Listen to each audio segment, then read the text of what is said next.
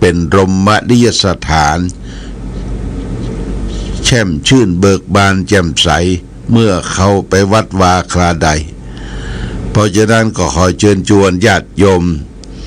ท่านสาธุชนทุกท่านได้ร่วมด้วยช่วยกันนะร่วมด้วยช่วยกันที่จะได้ไปร่วมดูแลวัดวาอารามซึ่งเป็นที่กราบไหว้สักการะบูชาของบรรพบุรุษของเขาตั้งแต่เจ้นพ่อเจ้นแม่มาสืบสานมาถึงเขาปัจจุบันก็คือจะไปละวัดโบราณเปิ้นบอกว่าพระเจ้าวัดเฮาบ่ไว้ไปไว้พระเจ้าวัดอื่นนั่นนี่บางคนบางท่านก็ทิ้งบ้านเก่าบ้านเดิมทิ้งวัดวาอารามเดิมของเก่าของเดิมก็ช่วยกันญาติโยมช่วยกันระหว่างตุเจ้าประสงค์สามเณรอุบาสกอุบาสิกาช่วยกันจันรงรักษาพระพุทธศาสนาของเฮาไว้คือลูกคือหลานได้สืบสานต่อไปอันนี้เป็นเรื่องที่แจ้งให้ศรัทธาสาธุชนญาติโยมทั้งหลายรับทราบวันนี้จะมีธรรมสัญจรของตำบลเวียงเขต2ดูเหมือนจะเป็นบ้านท่าสะแลเนาะตอนบ่ายเบิดคงจะได้ไปปะไปพบกันตอนภาคเจ้าก็วัดไปวัดมันคำว่าธรรมสัญจรของตำบลนั่นคือตำบลแต่ละวัดก็จะได้ไปรวมกันฟังเทศน์ฮือข้อคิดทางเจ้าคณะอำเภอเจ้าคณะตำบลก็จะออกไปเยี่ยมเยียนพบปะกับพ่อแม่พี่น้องประชาชนพร้อมกันนั้นบางวัดก็มีความพร้อมเอาของเอาหยังไปให้ไปห้อมกันแล้วก็จับเบอร์จับฉลากกันหลังจากฟังเทศน์ฟังธรรมเรียบร้อยอันนี้เป็นธรรมสัญจรมีในช่วงของการเข้าพรรษาก็พัดเปลี่ยนเวียนกันไปญาติโยมนะก็จัดกันหลายที่ทุกตำบลวันนี้ดูเหมือนจะเป็นตำบลเวียงเขต2วัดท่าสะแลนี่ก็แจ้งให้ท่านทั้งหลายรับทราบแล้วก็วันเดือนสิงหาคมนี่ญาติโยมสิงหาคมวันที่18นี่ทางคณะสงฆ์เจ้าคณะอำเภอรองอำเภอตำบลก็จะมีการประชุมเพื่อวางแผนที่จะได้ไปร่วมกันตอกเสาเข็มบางเสาเข็มณที่พุทธมณฑลจังหวัดเชียงใหม่ประชุมณที่วัดพระพุทธบาทอุดมวันที่18เวลาบ่ายโมงตรงอันนี้ก็ที่พุทธมณฑลนั้นตอนนี้วงพระนอนก็ได้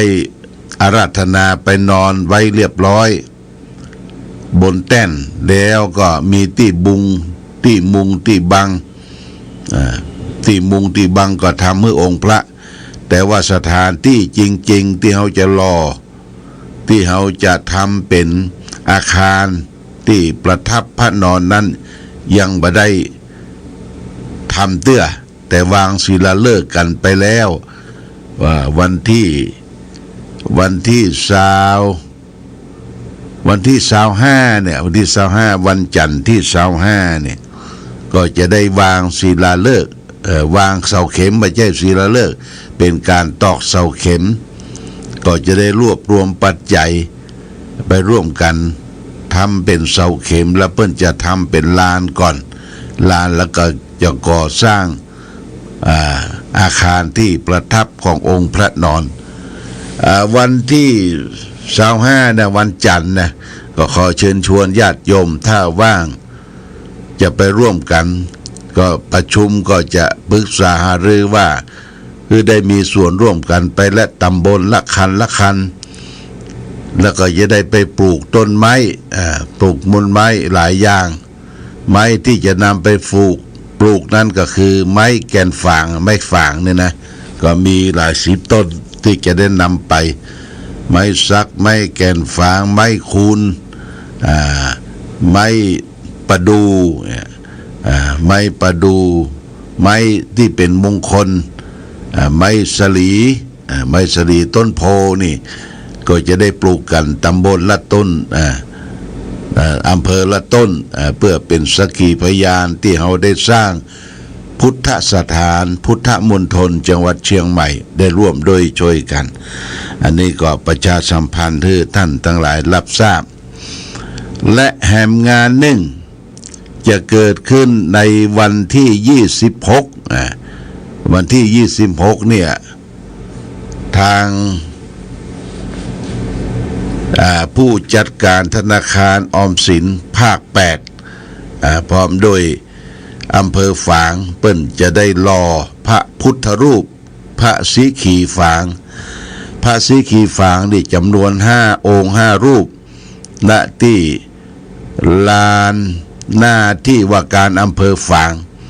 เป็นงานใหญ่นะญาติโยมจะร่วมพิธีกันก็วันที่26เวลาบ่ายโมงเป็นต้นไปญาติโยมจะไปร่วมก็แต่งชุดขาวห่มขาวเป็นจะรอพระพุทธรูปอยู่5องค์หน้าตัก12นิ้วหน้าตัก12นิ้วพระพุทธรูป5องค์นี้ก็จะได้เป็นพระพุทธรูปดั้งเดิมของอำเภอฝางเฮาตอนนี้ไปอยู่ที่ประเทศอังกฤษได้เดินทางไปอยู่ที่ประเทศอังกฤษโดยฝรั่งชื่อว่าคาร์บ็อกได้นำไปตอนนี้อยู่ในพิพิธภัณฑ์อังกฤษเฮาก็จะได้รอองค์จำลองนี่มี5องค์ด้วยกัน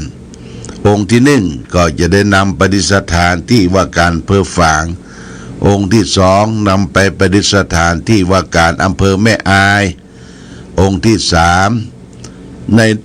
นำไปประดิษฐานที่ว่าการอำเภอชัยปราการองค์ที่4ได้นำไปประดิษฐานณที่ว่าการอำเภอป้าวแล้วก็องค์ที่5ก็จะได้นำมาประดิษฐานที่วัดพระพุทธบาทอุดมซึ่งเป็นวัดเก่าวัดเกื้อวัดที่กำเนิดมีองค์พระสีขีฝางอันนี้ก็แจ้งประกาศให้ญาติโยมวันนั้นศรัทธาสาธุชนญาติโยมจะไปเลี้ยงน้ำอาจจะเป็นน้ำกาแฟอาจจะเป็นน้ำนมเย็นอาจจะเป็นน้ำธรรมดาก็ได้น้ำปานะแล้วก็พร้อมด้วยของครบของฉันขนมนมเนยก็นำกันไปได้นะแต่ว่านี่ก็บอกแม่จงดีเชื่อกันทาว่าชมรมผู้ปฏิบัติธรรมไปวันเสาร์เนี่ยจะไปเลี้ยงกาแฟร้อนประมาณ500ชุด500แก้วที่เพื่อนจะมาร่วมทำบุญกันอันนี้ก็ประชาสัมพันธ์ญาติโยมท่านสาธุชนตั้งหลายรับทราบมาณโอกาสนี้วันนี้ได้มาพบในวันพระวันศีลคำเดียวก็จะลงไปฮื้อศีลฮื้อปอนแก่ศรัทธาญาติโยมที่ศาลาการประเรียนของวัดพระพุทธบาทอุดมก่อนที่จะ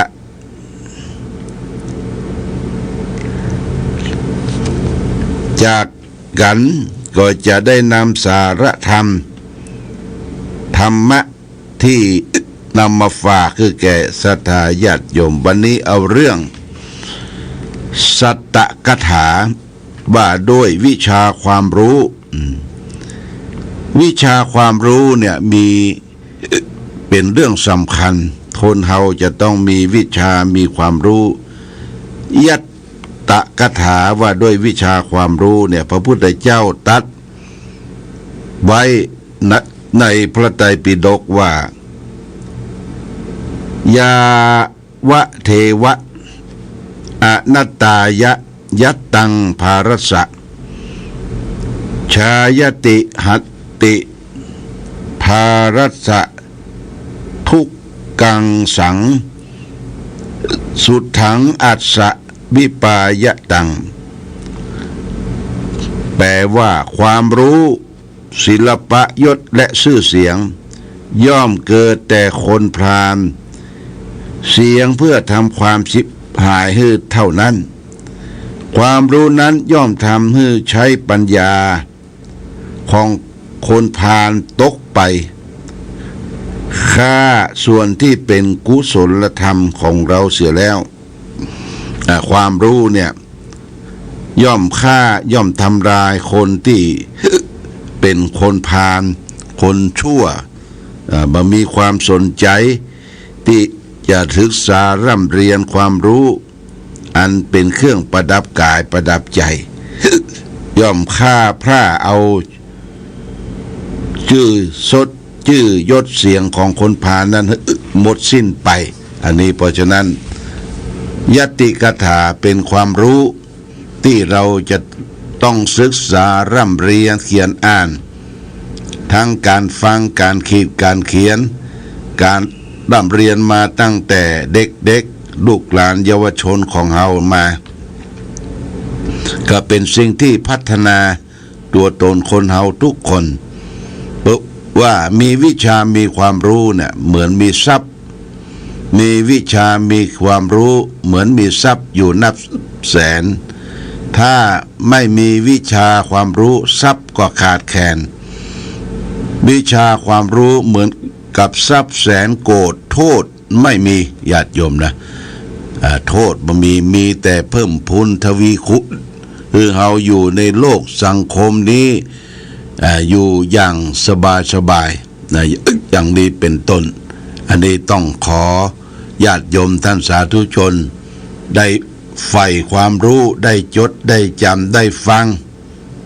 สิ่งที่เป็นสารธรรมเป็นประโยชน์ประดับกายประดับใจช่วงท้ายนี้ขออนุโมทนากับศรัทธาวัดนันทารามตำบลชัยสถาอำเภอสารปีจังหวัดเชียงใหม่แต่ว่านี่ก็มากัน4-5 ลำรถตู้ได้มาถวายเตียนอัฐบริขารจตุปัจจัยที่วัดพระพุทธบาทอุดมก็ได้รับโมทนาเป็นที่เรียบร้อยขออนุโมทนากับพี่น้องศรัทธาวัดนันทารามตำบลชัยสถาอำเภอสารปีจังหวัดเชียงใหม่ทุกท่านทุกคนที่ได้มาแสวงบุญแล้วก็มาทำทุนทำถวายเทียนที่วัดพระพุทธบาทอุดมวันเสาร์ตะวาโมทนาสาธุกับทุกท่านมาณโอกาสนี้ตัวเอาละวันนี้รายการธรรมะประทีปส่องต่างได้มาพบญาติโยมท่านสาธุชนทั้งหลายก็พอสมควรแก่กาลเวลาเดี๋ยวก็จะลงไปพบปะศรัทธาฮือศีลฮือพรแก่ศรัทธาญาติโยมท่านทั้งหลายวันนี้รายการธรรมะประทีปส่องต่างต้องขอลาก่อนขอผู้ฟังจงตั้งมั่นจิตหักษาด้วยธรรมะขององค์พระพุทธาได้นำพาให้เกิดความสุขสงบเย็นขอเจริญพร